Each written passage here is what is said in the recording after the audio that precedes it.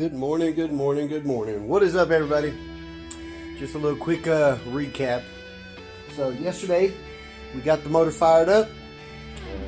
Had an engine cell code number 4 for the crank position sensor, which is located inside this distributor right here. So we played with a couple of items. We went to O'Reilly's and we ordered another distributor, and went back up there yesterday morning at 8 o'clock, and it was an OBD1. Now, for this setup, we need OBD2, which is the bigger square plug on the distributor. The OBD1 one has the shorter or smaller rectangular plug, where this one is bigger and it's more of a square shape. So we had them reorder the one that we needed, and we waited until about 11 o'clock. Now, I'd say 9:30 or so, I came out here and got myself a multimeter out, and I started checking ohms and stuff on the motor, grounds, and on the pins on the distributor. And the ohms were not all reading out, so I then commenced to coming over here to this little ground wire we had. And now that everything's all freshly painted, it wasn't making a good contact with the bolt that was holding it down.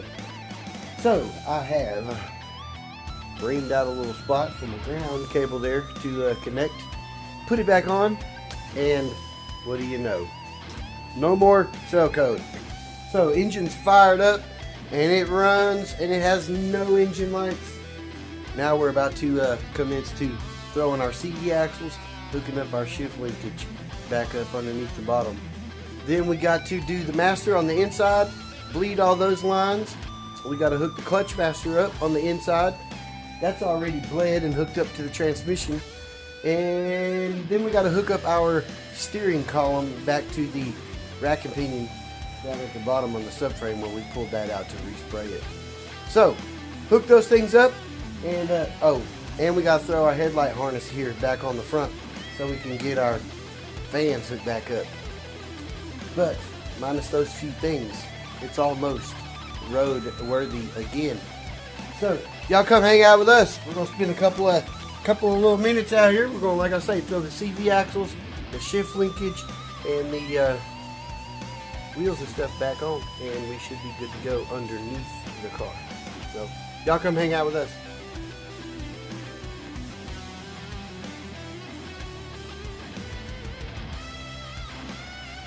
Alright, so we have jacked up, sitting on some stands.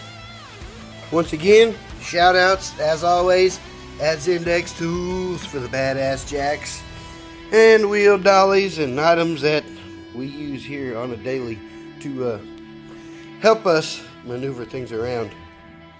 So, here we go. Shift linkage, CV axles. Up next.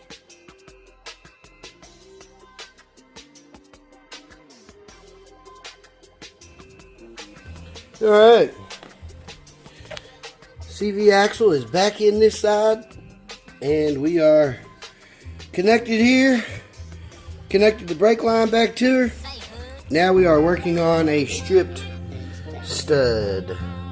Coming back from the paint shop, one of these had a strip on it, so we're going to try to get this baby popped out of here and replace that so we can throw these air struts back on here.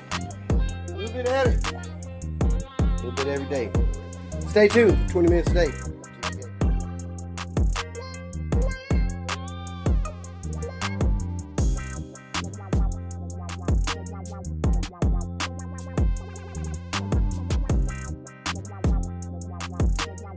Alright, and just like that, CV axle is in on this side, brake lines are ran back in and all loomed back over to this side, where now we will pull all that and run the CV axle back in that side, rehook up all our brake line, and this side will be good to go. We also got the you know what pin and the shift linkage put back together as well. I got 2 bolts to drop into the back mounts on that there T bracket, and all up here will be installed and hooked up.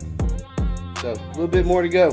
20 minutes a day. Of course, I got a little bit more than 20 minutes a day. But look at us, we sweaty. But all in a day's work.